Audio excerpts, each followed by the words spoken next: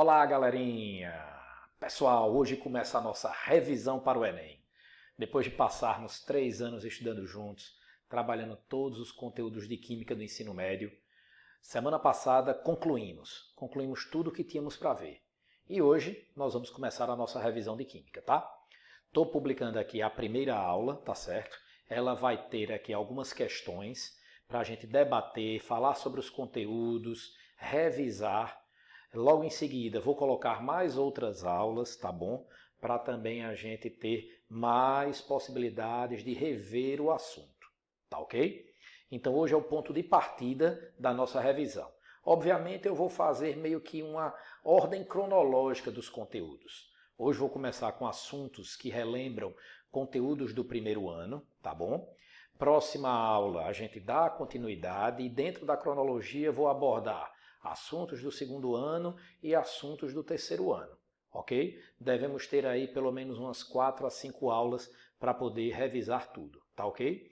E aí você vai ter aí essa revisão para ver, rever e tentar colocar os conteúdos na cabeça. Tudo que a gente debater aqui, aproveita e em seguida abre o livro, dá uma olhadinha, tenta estudar novamente para poder a coisa fixar melhor ainda, tá certo? Então vamos lá, vamos dar o passo inicial nessa revisão, tá? Vamos lá. Na primeira questão eu vou trazer um assunto para vocês, talvez um dos mais famosos do estudo da matéria. No caso, lembrando que a química estuda a matéria e todas as suas relações sobre os fenômenos que a matéria exerce na natureza. E tem uma coisa que é importantíssima, que é exatamente como a matéria se apresenta em relação à agregação das partículas, ao estado físico. Essa é uma questão muito tradicional, tá? Que vai falar das mudanças de estado. Então aqui ele diz assim, são dadas 5 substâncias químicas com seus respectivos pontos de fusão e de ebulição a uma pressão de 1 atm. Então ele coloca aqui na tabelinha, tá certo? As substâncias óxido de alumínio, bromo, sulfeto de carbono, sulfato de cobre pentaidratado e sulfato de manganês. Ao lado ele coloca, respectivamente, o ponto de fusão e o ponto de ebulição de cada uma delas. Tá? E aí faz a seguinte pergunta. A temperatura ambiente, que é 25 graus, e com base nos dados apresentados, podemos afirmar que... Aí vem as alternativas. Somente 2 substâncias são líquidas, 3 substâncias são líquidas, 2 são sólidas, uma é sólida, todas são gasosas. Enfim, o que é que ele quer que você defina? Sabendo do ponto de fusão e ponto de ebulição, dentro de uma temperatura pré-fixada, qual o estado físico de cada componente apresentado. Tá certo? Para isso, vamos fazer uma revisão aqui sobre estado físico e mudanças desses estados. Aqui no slide, vocês estão vendo o aspecto visual, né, macroscópico da matéria. Aqui, como é de praxe, utilizei dos exemplos mais contundentes do nosso estudo, que é a água. No caso, eu tenho aqui inicialmente a água no estado sólido, na forma de gelo, depois então ela na líquida e em seguida ela na forma gasosa, né? Tenho aqui setinhas que indicam o sentido da mudança de estado. Lembrando que o estado sólido apresenta microscopicamente partículas agregadas e organizadas, tá certo? Quando passa para o estado líquido, vai haver uma desagregação dessas partículas e indo para o gasoso, uma desagregação completa. Lembrando que esses estados de agregação estão associados à energia das partículas. O estado sólido, pelos que as partículas se apresentam, elas estão bem agrupadinhas e apresentam uma adesão como consequência das ligações químicas dessas moléculas e partículas, tá certo? Aí a gente diz que a energia potencial ela é máxima e a energia do movimento ela é mínima. Já o estado líquido, a energia que agrega as partículas diminui, fazendo com que as partículas comecem a ter movimento entre elas. Vem aí a fluidez do estado líquido. E, finalmente, quando vai para o estado gasoso, as partículas se desagregam, perdendo força de adesão entre as moléculas, transformando isso em movimentação. O estado gasoso faz com que as moléculas se movimentem intensamente e ocupem todo o lugar do espaço ao qual eles se encontram. Beleza? E uma identificação importante é a denominação das mudanças de estado. Lembrando, inicialmente, que para o estado sólido e para o estado líquido, eu chamo isso de fusão. Para o líquido e para o estado gasoso, eu chamo de vaporização. Agora, dependendo da intensidade como essa mudança de estado acontece, ela pode ser usando temperatura na mudança tradicional, onde o estado líquido começa a borbulhar passando para o gasoso, eu chamo de ebulição. Caso a temperatura seja bem menor e aí a mudança seja lenta e gradual, eu chamo de evaporação. Mas caso eu utilize uma temperatura muito elevada e a mudança seja rápida, imediata e instantânea, eu vou denominar isso de calefação, certo?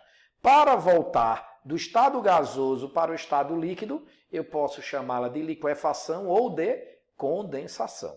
E a transformação do líquido para o sólido eu chamo de solidificação. Lembrando que existe uma temperatura dada uma determinada pressão que a fusão acontece. Essa temperatura eu chamo de ponto de fusão. Existe uma temperatura que a uma determinada pressão vai haver a mudança do estado líquido para o gasoso, eu chamo isso de ponto de ebulição. Lembrando que a mudança de estado pode ser feita do sólido diretamente para o gasoso associada a algumas substâncias. Chamo isso de sublimação. Se a pressão considerada for a pressão atmosférica, eu tenho 3 substâncias que sublimam nessa pressão, que é a naftalina, que é aquele exemplo das bolinhas de naftalina, que elas sublimam a pressão atmosférica.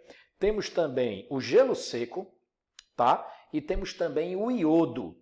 Esses 3 componentes, eles sublimam naturalmente dentro da pressão atmosférica de 1 atm. Ok, galerinha? Um último detalhe. A mudança de estado que segue o sentido sólido depois do líquido para o gasoso, nesse sentido fusão-vaporização, ele precisa absorver calor. É um processo endotérmico. Já o processo contrário, ele vai liberar calor. Eu tenho que esfriar o sistema para que isso aconteça. Então o processo é exotérmico. Depois dessas explicações, vamos voltar então para a questão. Beleza, galerinha? Então vamos lá. Lembrando, deixa eu usar aqui logo a minha velha e boa canetinha, tá? Lembrando que o ponto de fusão, ele é a mudança do estado sólido para o estado líquido. E o ponto de ebulição é a mudança do estado líquido para o estado gasoso. Aí eu sei que se a temperatura pré-determinada for abaixo da fusão, a substância é sólida. Se for entre a fusão e a ebulição, a substância é líquida. E se for acima da ebulição, a substância é gasosa. Pergunto, qual foi a temperatura estabelecida na questão? 25 graus. Vamos testar aqui o óxido de alumínio? Percebam que 25 graus é uma temperatura que é menor do que 2072. Então, o estado do óxido de alumínio é sólido. Já 25 graus para o bromo é uma temperatura que ela é maior que menos 7 e menor que 59. Então, essa substância está no estado líquido. Não é fácil, galera? Vendo que 25 graus é uma temperatura também que é maior que menos 111 e menor que 46. Então, o sulfeto de carbono é líquido à temperatura ambiente. Vejam que 25 graus é uma temperatura que está abaixo do que o ponto de fusão. Então, essa substância, sulfato de cobre pentaidratado, é sólida. E 25 graus também é uma temperatura que está abaixo que 700. Então, essa substância, sulfeto de manganês, também é sólida. Depois de identificado todos os estados físicos, o que é que eu vou fazer? Vou olhar a alternativa que se encaixa dentro desse resultado que eu obtive. Na letra E ele diz assim, somente 2 substâncias são líquidas. Opa, é verdade. Essa substância e essa daqui são líquidas. Então, a alternativa A é a alternativa correta. Beleza, galerinha? Alguma dúvida? Então, vamos adiante e vamos para a próxima questão, próxima revisão do nosso assunto. Dando sequência, eu coloquei uma questão aqui que vai falar de propriedades da matéria. E eu tenho propriedades que são ditas organolépticas, que são aquelas propriedades que são caracterizadas pelos sentidos humanos, né? Por exemplo, eu vou ver aquela matéria e vou identificá-la. Como eu estou vendo aqui, ó, por exemplo, na minha mão tem um lápis. Estão vendo aqui o lápis? Ó, esse é um lápis, que eu estou vendo que é um lápis. Então eu identifico a matéria ao ver. Como eu também identifico a matéria quando eu pego, quando eu cheiro, quando eu escuto algum barulho que ela faça. Então, propriedades organolépticas são aquelas propriedades que eu percebo pela minha sensibilidade. Além disso, existem outros dois tipos de entendimento e identificação da matéria. Um é a propriedade química, que é a capacidade daquela matéria reagir a determinadas condições. E tenho também as mais utilizadas, que são as propriedades físicas. São aquelas que eu posso medir uma determinada característica.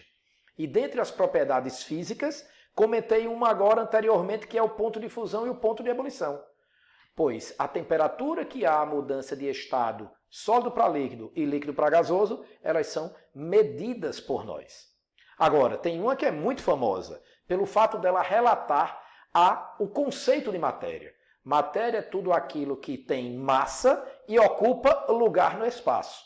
Ou eu poderia dizer assim, matéria é tudo aquilo que tem massa em um determinado volume ocupado. E a grandeza que relaciona massa e volume é a densidade.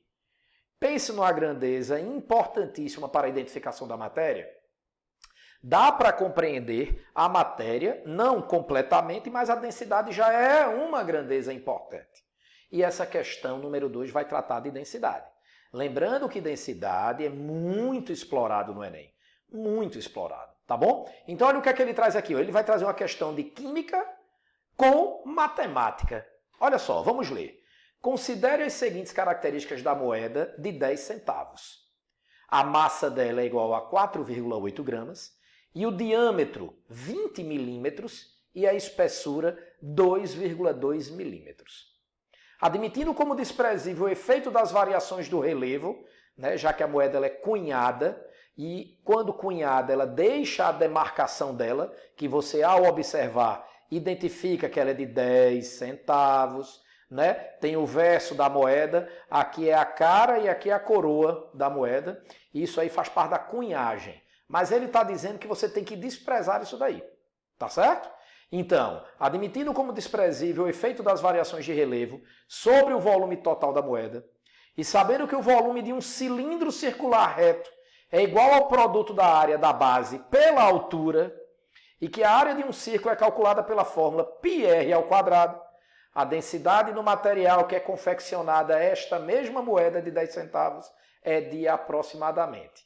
Eu vou ser sincero, essa questão ela foi muito boa para o aluno, porque ela, dentro do próprio enunciado, ela explica todos os detalhes que tratam a relação da moeda com a interpretação matemática do que a moeda na verdade é. O formato da moeda é o formato de um cilindro, tá? É claro que você olhando a moeda do jeito que ela está desenhada aqui, você não vai conseguir percebê-la. Mas se você colocar a moeda deitadinha, você vai perceber que a moeda ela é um cilindro. Tá certo? Um cilindro. Então, aí você vai ter a moeda bonitinha. E aí, o que é que o cilindro apresenta? Ela apresenta uma base circular, vale salientar, que tem diâmetro, tem também a altura desse cilindro, tá certo? E tem, né, a altura que ele chama aí de espessura, tá? E ele tem, além disso, a massa. Ele pede para você calcular a densidade, tá? Além disso, ele diz que o volume do cilindro é calculado pela multiplicação da base pela altura. E ainda diz que a área da base é um círculo, calculada pela fórmula πr². Meu pai eterno, ele disse tudo, tudo. É só seguir. Vamos responder então, tá aqui. A moeda é igual a um cilindro, como eu já havia dito a vocês. E que esse cilindro tem o quê? Tem uma base de diâmetro 20 milímetros. Mas reparem que as alternativas pedem que a unidade da densidade seja em grama por centímetro cúbico. Então eu já vou fazer uma adequação de unidade. Transformar milímetro para centímetro. Beleza? E aí você tem 20 milímetros que equivale a 2 centímetros. Tá bom? E aí eu vou fazer algo que a própria fórmula pediu, que é o raio. O que é o raio? É a metade do diâmetro. É o diâmetro dividido por 2.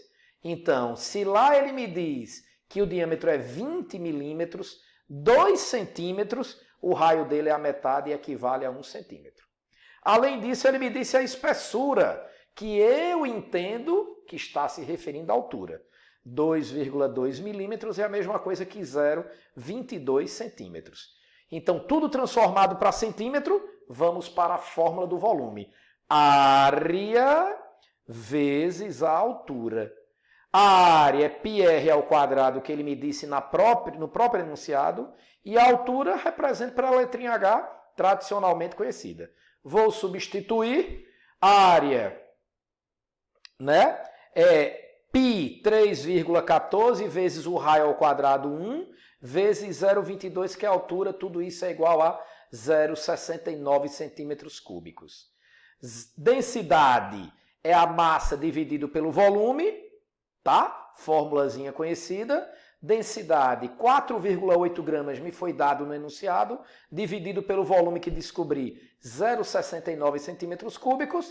Então eu tenho aqui resposta 6,95, aproximadamente 7, alternativa letra D. Certo, meu povo? Tudo lindo? Tudo lindo! Uma questãozinha de densidade e propriedade da matéria, importantíssima lembrar desse assunto, beleza? Vamos adiante. Mais uma questãozinha. Vamos falar aqui de uma característica das substâncias. Antes de mais nada, eu quero recordar com vocês. Substância, tá? É aquela amostra material que apresenta propriedades físicas e químicas semelhantes.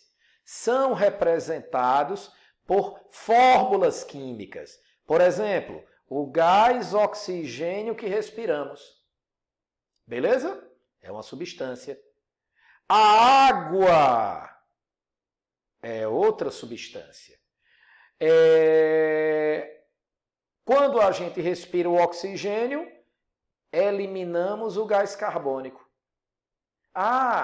Eu tenho também, por exemplo, pedaços de ferro.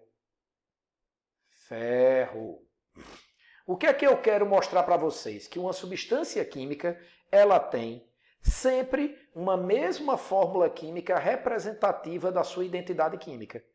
E isso é constituído pela ligação química entre os átomos dos seus elementos. Só que aí eu vou analisar a substância e sua fórmula e vou observar. Se ele for formado por um único elemento, ele é considerado uma substância simples. Se ele for formado por 2 elementos ou mais, ela é uma substância composta.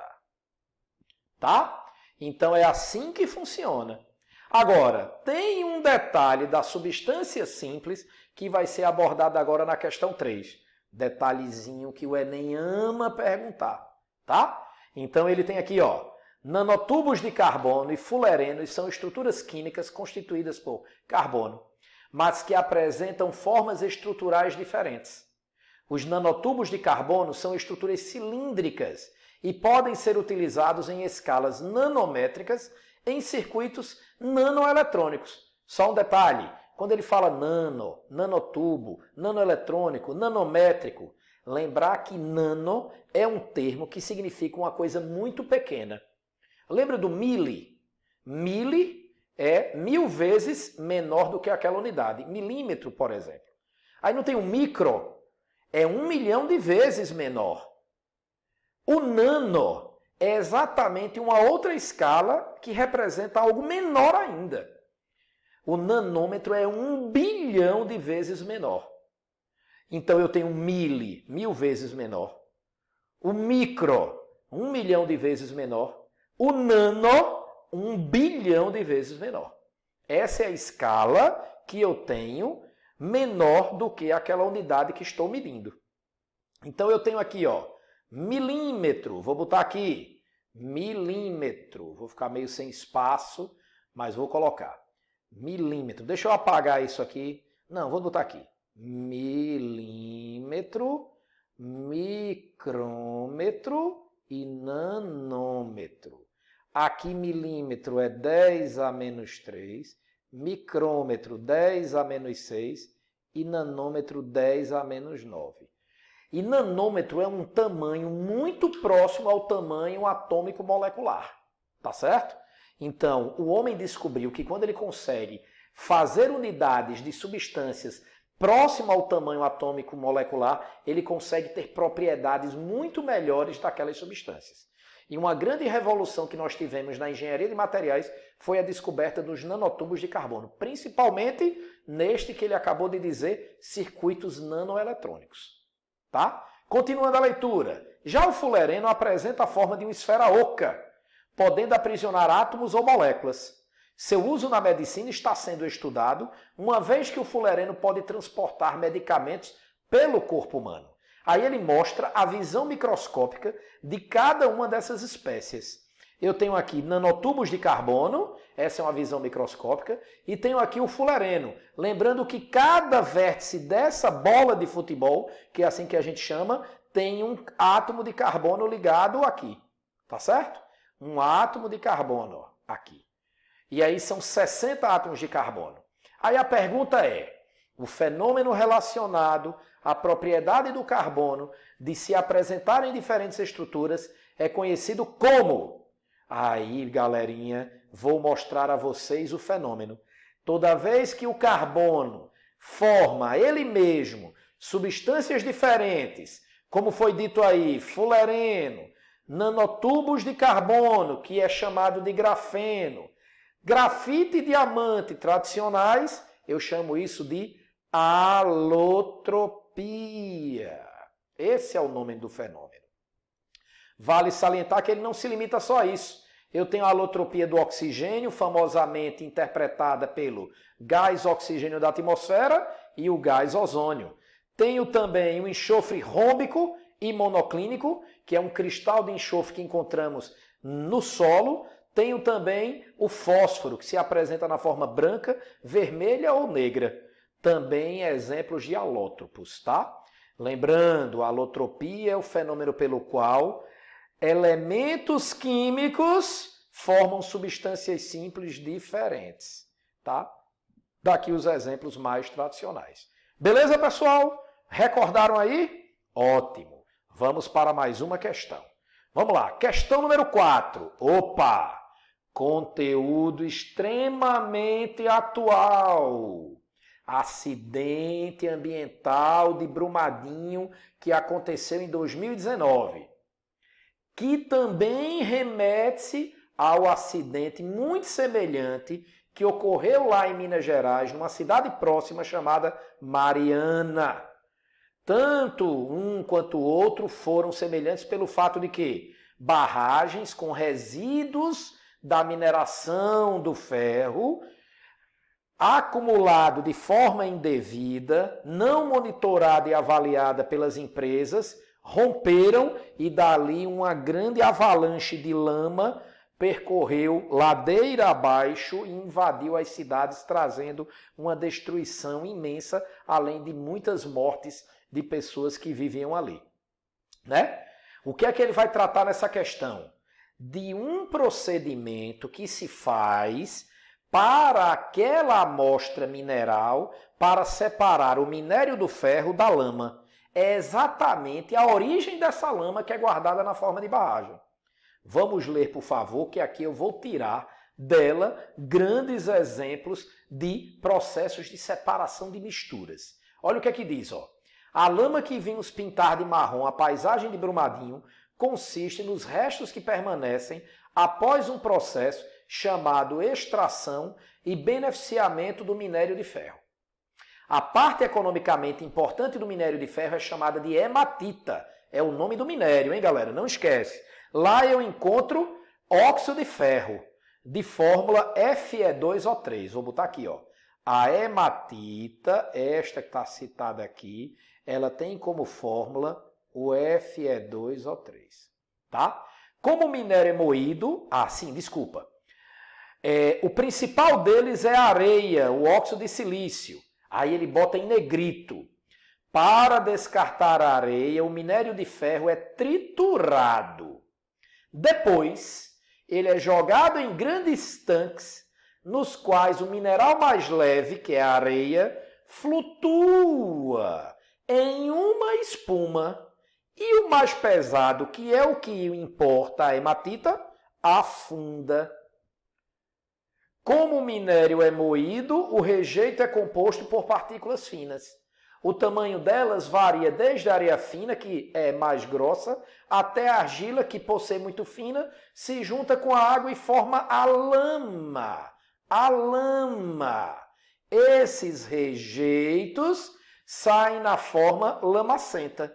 E uma vez separadas de hematita, eles precisam ir a algum lugar. Uma das opções é quem? A barragem. Isso foi um trecho do texto que estava lá na revista super interessante da Abril. Beleza? Qual é a pergunta?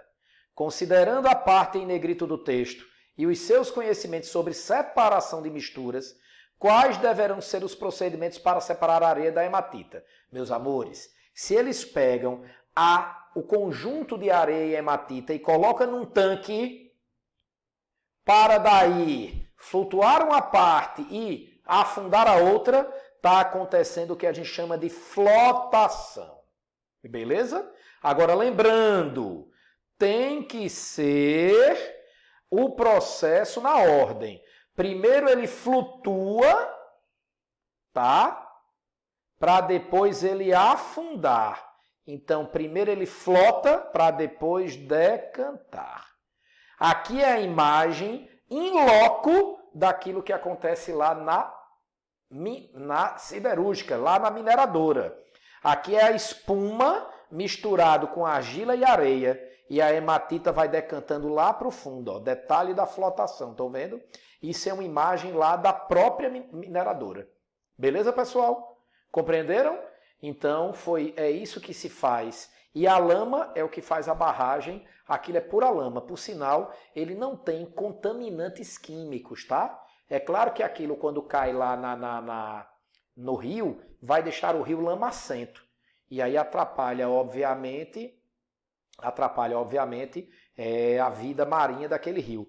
Mas ele não traz, pelo menos imediatamente, uma contaminação química. O que acontece é que ele vai ficar mais lamacento, aí a corrente do próprio rio vai levando essa lama e depois de um certo tempo esses componentes vão se depositando. É óbvio que alguns cátions metálicos tiveram a sua quantidade elevada, né? Mas isso não, vamos dizer assim, não traz um prejuízo eterno para o rio.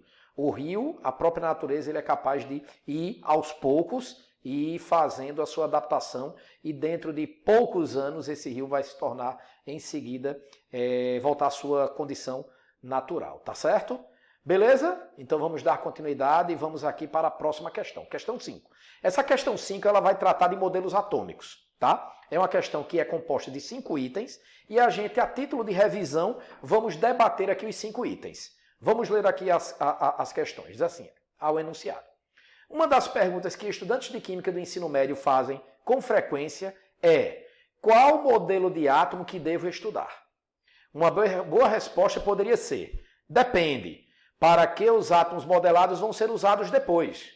Construímos modelos na busca de facilitar nossas interações com os entes modelados. É por meio de modelos, nas mais diferentes situações, que podemos fazer inferências e previsões das suas propriedades. Daí, então, eu tenho afirmativas, tá? E aí a gente vai dizer se ela é falsa ou verdadeira. Eu vou debater uma afirmação de cada vez, para poder tratar daquilo que interessa para a gente. Vamos para a primeira? A primeira é a seguinte. O modelo atômico que explica o aparecimento de cargas elétricas é o de Thomson. Thomson foi aquele cientista que utilizou um equipamento chamado tubo de raios catódicos. O tubo de raios catódicos é um equipamento elétrico onde grandes descargas elétricas são acionadas dentro de um tubo interno no vácuo. Thomson, naquele momento, conseguiu perceber que um feixe luminoso se apresentava de natureza negativa, incentivada pela descarga elétrica. Até então, não havia certeza de que a matéria tinha natureza elétrica, até porque a matéria se apresentava neutra. Mas foi aí que Thomson, ao fazer essa experiência e então desenvolvê-la por várias e várias etapas experimentais, ele concluiu que aquele feixe era nada mais nada menos que a partícula negativa fundamental do átomo, que nós denominamos de elétron. Foi Thomson que descobriu o elétron e foi Thomson que deu a natureza elétrica ao átomo. E daí então ele criou o famoso modelo do pudim de passas, tá? Que dizia assim, que o modelo é uma esfera gelatinosa de natureza positiva com elétrons incrustados na superfície. Outra coisa que também é dedicada a Thomson é a capacidade do átomo perder ou ganhar elétrons e formar os íons. Quando o átomo perde elétron, ele se transforma em um cátion, que é o íon positivo, e quando o átomo ganha elétron, ele se transforma em um ânion, que é o íon negativo. Então, esse item aqui é verdadeiro. Beleza? Vamos para o próximo item. Segundo o modelo atômico atualmente aceito, o número atômico de um elemento químico representa o número de prótons que seus átomos possuem. Vamos fazer uma revisão? O átomo ele possui dentro dele prótons, nêutrons e elétrons. Para contar essas partículas, eu determino algumas grandezas para elas. Quais são as grandezas que nós temos? A primeira é o número atômico. É exatamente aquela que determina o número de prótons do núcleo. Então, isso daí já confirma como verdadeiro esse item 2, tá? Mas não esqueçam que existe o número de massa. O número de massa revela a quantidade de prótons e nêutrons dentro do núcleo. E ele é representado mundialmente por essa formulazinha. Número de massa A é igual a Z mais N, número de prótons mais nêutrons. Lembrando que existe uma simbologia para representar o elemento. E essa simbologia revela para nós as quantidades de partículas presentes no átomo. Eu peguei aqui o carbono. Carbono, de símbolo C. Ele tem 6 prótons, já que o número atômico fica embaixo, e 12 de número de massa. Isso quer dizer que ele tem 6 prótons, 12 de número de massa, então automaticamente ele tem 6 nêutrons. Vendo aqui o ferro, que é maior, ele tem 26 prótons, 56 é a massa, e para descobrir os nêutrons só é subtrair 56 de 26, que dá o valor igual a 30. Então, estas daí são as representações e é com elas que nós identificamos a quantidade de partículas do átomo. Beleza, pessoal? Ok. Então, verdadeiro item 2. Vamos para o item 3? O item 3 vai falar de tabela periódica. Tabela periódica, nossa maior representação. O mundo conhece a tabela periódica. Para vocês terem uma ideia, a tabela periódica é uma das representações mais conhecidas no mundo, estando perto até de outras grandes representações, como a marca da Coca-Cola, né? O Cristo crucificado. O que isso quer dizer? É aquela coisa que você bota diante das pessoas e as pessoas associam imediatamente o que é aquilo. Para vocês terem uma ideia, toda vez que se coloca a marca da Coca-Cola, quase que a totalidade da população mundial sabe que aquilo é a marca de um refrigerante. A refrigerante Coca-Cola. A Coca-Cola é a marca mais conhecida no mundo, é a primeira marca mais conhecida no mundo. A tabela periódica, se eu não me engano, é a 8ª representação mais conhecida no mundo. Tá? Ela está entre as top 10, se eu não me engano, ela é a 8ª. Então, tabela periódica, todo mundo sabe o que quer dizer. E a tabela periódica, além disso, traz imensas informações. Lembrando que a tabela periódica atual, que é essa, ela está organizada em ordem crescente de número atômico. Número atômico é esse númerozinho aqui de cima, ó. Então, o primeiro elemento é o hidrogênio, tem número atômico 1. Segundo elemento, hélio, número atômico 2. Terceiro elemento, lítio, número atômico 3. 40º elemento, zircônio, número atômico 40.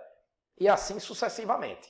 Ele vai seguindo essa ordem. Agora, o importante da tabela periódica é você identificar as características representadas pelas linhas horizontais, que eu chamo de período,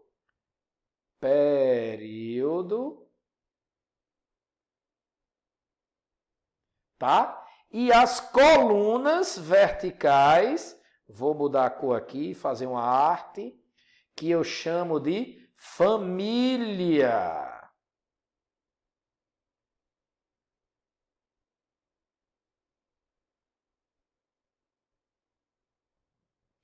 Lembrando que elementos do mesmo período apresentam o mesmo número de camadas. Elementos que estão na mesma coluna, na mesma família, apresentam o mesmo número de elétrons na última camada de elétrons deste elemento. Também representam configurações eletrônicas semelhantes, que vão dar a estes elementos as suas características. Então, elementos de uma mesma família apresentam propriedades químicas semelhantes. É verdadeiro o que diz aqui, isso por causa do posicionamento dessa interpretação que nós damos. Ok, galera? Próximo item. Modelo de Rutherford. Descreve o átomo de forma exata? Isso é uma inverdade. Você pode dizer qualquer modelo, nenhum modelo vai descrever o átomo de forma exata por um simples motivo. Nunca ninguém viu o átomo. Para você descrever, você precisa ver e anotar e dizer, ele é assim, é assim, é assim, é assado. Nunca ninguém viu, porque o átomo é tão pequeno, tão pequeno, tão pequeno, que nunca criaram nenhum equipamento capaz de tirar um selfie do átomo, por exemplo. Nunca se chegou a isso. O que é que a gente faz? A gente cria uma possibilidade de que ele seja de uma determinada forma, de acordo com o comportamento que a matéria apresenta. Aí o nome disso é modelo. Ele poderia colocar qualquer nome aí de cientista e nenhum estaria correto. Porque eu não consigo dizer a forma exata de um modelo, porque o modelo é uma previsão, não é algo exato que eu acabei de ver e comprovar. Então, enquanto o homem não vê de fato o átomo, a gente não pode afirmar como ele seja. Agora, que segundo a ciência atual, o que se sabe sobre o átomo, mesmo sem vê-lo, já é algo próximo a 99,999%. Porque o que a gente já sabe sobre ele, principalmente depois dos conhecimentos da física quântica, é algo muito, muito, muito perto do que já se conhece. Beleza, galera? Mas para revisar um pouco o átomo de Rutherford, lembrar que o átomo de Rutherford foi o que introduziu o núcleo atômico, né? E a eletrosfera. O pecado de Rutherford foi dizer que o elétron estava vagando pela eletrosfera de forma aleatória. Aí veio a ideia de Bohr, com já a introdução da mecânica quântica, e setorizou a eletrosfera em níveis de energia, onde ele dizia que os elétrons ali estavam e faziam saltos quânticos de um nível para outro, denominado de transição eletrônica. Sobre a transição eletrônica, não esquece de uma coisa, que o elétron, ele, de um nível interno, ele salta quando absorve energia. E quando ele volta, ele libera energia. Libera na forma de ondas eletromagnéticas, que possivelmente pode ser, dependendo da frequência da onda, na forma de luz. Isso é muito citado para questões sobre fogos de artifício, efeitos luminosos, tudo isso está associado ao modelo de Bohr. Beleza, pessoal? E o último item, relativo ao modelo de Dalton. A formação das substâncias simples e compostas pode ser explicada pelo modelo atômico de Dalton. Perfeito. Sabe por quê? Porque Dalton disse que o átomo era uma esfera, uma bola de bilhar, e cada elemento químico estaria representado pela esfera de tamanho ou massas distintas. Aí ele criou a tabelinha dele, ó, apresentando aqui formatos e cores diferentes para cada elemento químico. E quando você associa isso a ter átomos de mesmo elemento ou átomos de elementos diferentes, você pode dizer se a substância é simples ou composta, como a gente mostra aqui na tabelinha, ou como a gente mostra na representação aqui do modelo da água, onde o átomo de oxigênio é grande e azul e o átomo de hidrogênio é pequeno e cinza. Então a gente consegue identificar que são de elementos distintos. Beleza, pessoal? Então, verdadeiro esse item, tá? Beleza. Próxima questão, questão 6. Questão de propriedades físicas associadas à ligação que ele realiza. Lembrando que os átomos têm que se ligar para formar as substâncias. E quando eles se ligam, dependendo de quem sejam, eles vão poder fazer ligação, sendo uma ligação iônica, metálica ou covalente, tá? E dependendo de cada uma delas, eu posso identificar pelas propriedades que elas apresentam, tá certo? Então aqui ele me dá uma tabela. Essa tabela apresenta características como temperatura de fusão e temperatura de ebulição, além da condução de corrente elétrica. Beleza? Deixa eu mudar aqui a cor da tinta. E aí, ele quer que você diga, de acordo com essas propriedades, qual é a ligação química que eles realizam. Nesse quadro, o que é que eu vou fazer? Eu vou mostrar a vocês que, dependendo da substância, da ligação que ela faz, eu posso prever como é a condutibilidade, como é o ponto de fusão e como é a solubilidade. Bora lá fazer cada uma delas? Se a substância é iônica, é porque a ligação ocorre de um metal com um ametal. Tá certo? É assim que você identifica.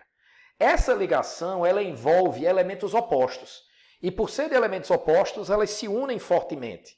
E aí a ligação, por ser forte, vai gerar substâncias no estado sólido, porque elas estão intimamente agregadas. Daí o ponto de fusão ser alto. A condutibilidade dela só acontece se eu quebrar a estrutura sólida e então fazer com que os íons forneçam polos positivos e negativos para poder fazer com que a corrente passe. Então isso só acontece quando ele estiver derretido, fundido ou quando estiver dissolvido na água. E a solubilidade ela é permanente pelo fato de que o composto iônico ele é polar e dissolve na água, que é considerado um solvente polar. Lembrando que a solubilidade depende daquela coisa de similaridade da polaridade. Polar dissolve polar, apolar dissolve apolar. Então os compostos iônicos são solúveis em água. Falando da ligação metálica, só ocorre entre metais. A ligação metálica também é considerada uma ligação forte. Então também tem um ponto de fusão alto. Lembrando que os metais são sólidos, exceto o mercúrio, tá? Condutibilidade total. Por quê? Porque a ligação metálica promove os elétrons livres para se movimentar. Então fica muito fácil, tá bom? E a solubilidade? Os metais não dissolvem água. Na presença de água, umidade e oxigênio, eles vão oxidar. E as substâncias ligadas covalentemente, que eu chamo de molecular, é a ligação que ocorre entre os ametais, é uma ligação fraca, tá? O ponto de fusão é baixo, conduzem apenas aqueles que ionizam em solução aquosa e a solubilidade dele somente se ele for polar, tá? Então aí o que é que eu tenho? Componente A, temperatura de fusão e ebulição muito alta, tá aqui, tá? Temperatura de ebulição muito alta, condução de corrente elétrica sólido, ele é isolante, e a 1000 graus que ele dissolveu, que ele fundiu, entrou aqui entre os fundidos, tá? Ele passou a conduzir. Então isso é característica de componente iônico. Já B, ele tem ponto de fusão e ponto de ebulição muito baixo. Então ele é automaticamente molecular. Já C, ele tem ponto de fusão e ponto de ebulição alto, condutor de toda maneira, não só líquido como também sólido, só pode ser metal. Tá certo? Então aí essa é a resposta da questão. Beleza, pessoal? Ok? Dando continuidade à nossa revisão, vamos falar agora ainda de ligação química, associando a aplicação da ligação química e das forças intermoleculares. O Enem adora esse assunto. Presta atenção no texto. É um texto que fala de meio ambiente, tá? Meio ambiente é outro tema muito requisitado pelo Enem. Olha o que é que ele diz. Estudos realizados nos últimos anos mostraram que a celulose é um ótimo composto para a remoção de poluentes em ambientes aquosos. Corantes têxteis, quando descartados em sistemas aquáticos, podem causar grande malefício para a saúde humana, além de conferir à água características visuais e organolépticas diferentes, inviabilizando o seu consumo. Tá vendo aí, pessoal? Então, corantes usados nas indústrias são descartados nos rios e aí contaminam o rio, fazendo com que a água não consiga ser usada para consumo humano. E aí o que é que a gente tem que fazer? Limpar, purificar a água dos rios. E aí o que é que se descobriu? As pesquisas científicas, que a celulose é capaz de fazer isso. Aí agora a gente vai para o segundo parágrafo, quando ele diz assim: observe duas formas distintas de interação entre um fragmento de celulose e um fragmento de corante durante o processo de remoção desse poluente. Aí ele bota aí, tá aqui o corante, esse é o corante, tá? Na presença da celulose, que é a fibra, aí ele reage e consegue tirar o corante junto com a celulose da água. Por quê? Porque essa ligação aqui foi feita com essa e a celulose conseguiu remover o corante. É como se o corante aderisse na celulose, entendeu, galera? Ela sai da água e adere à celulose. Tirando da água, aí depois eu removo a celulose e aí a gente consegue fazer a limpeza do corante da água. Entenderam como funciona? Aí ele tem tanto o esquema 1 como o esquema 2. Veja que o corante é o mesmo, ele reage com a celulose, só que dessa vez a forma como a celulose entra em contato com o corante é um pouco diferente da anterior. Veja que aqui houve uma ligação química e aqui houve uma interação química. Cuidado que eu tenho a ligação interatômica, que é o que está acontecendo na ligação oxigênio-carbono, e eu estou tendo aqui uma interação entre moléculas. A molécula do corante com a molécula da celulose. Por isso que ele está representando na forma de tracinhos. Então, pessoal, essa ligação aqui, que ele acaba de me mostrar, cadê? Está aqui. Essa ligação aqui, isso é uma ligação química. Tá? É uma ligação interatômica. Já aqui, esse tipo de interação é uma ligação intermolecular. Agora falta só você identificar qual é, então, o tipo de ligação química e o tipo de ligação intermolecular.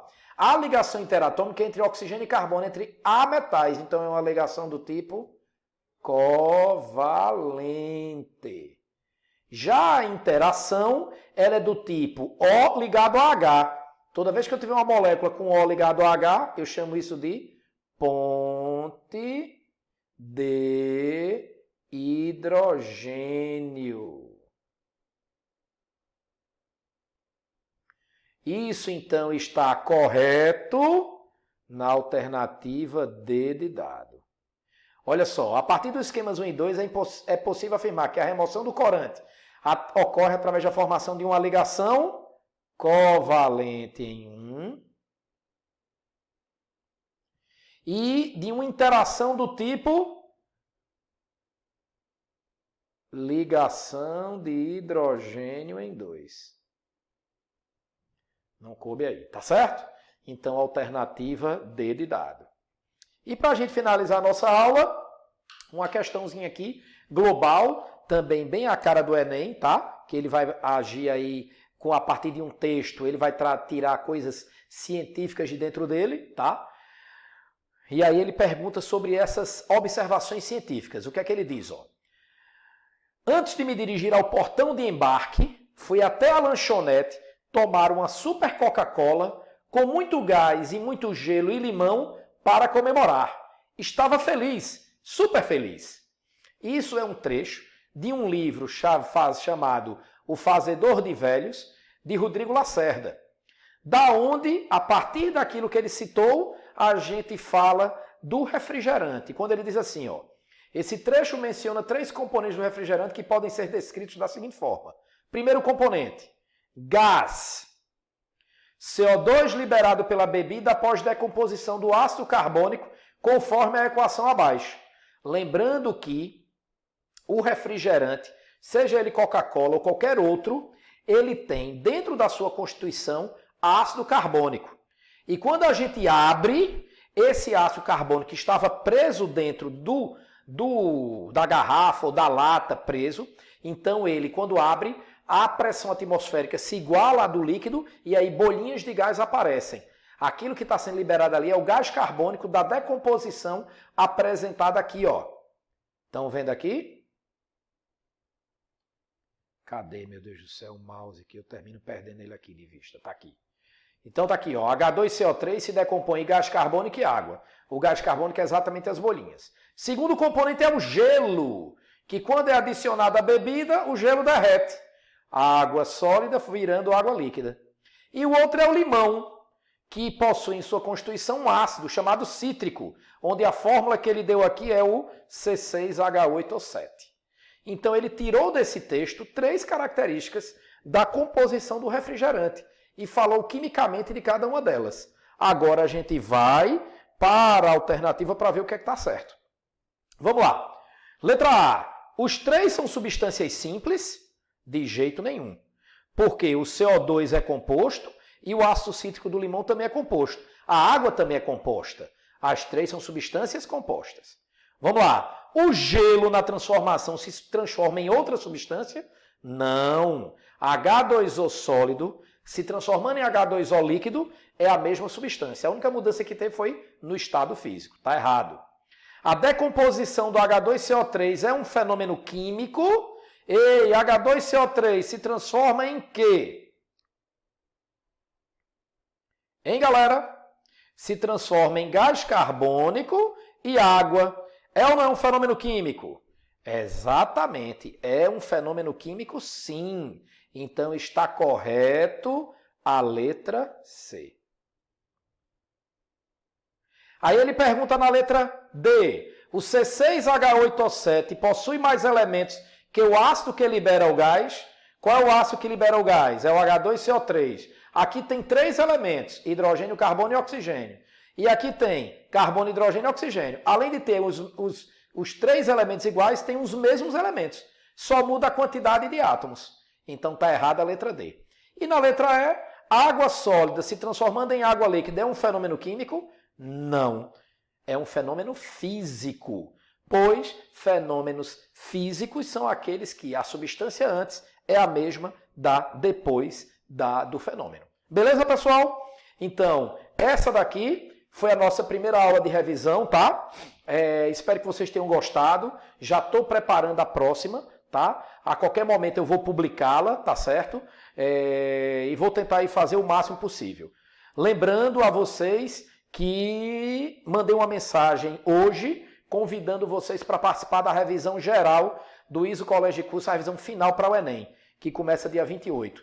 Participem, vai do dia 28 até o dia 20, véspera do Enem, de janeiro, até o dia 20 de janeiro, tá certo? Beleza, tá?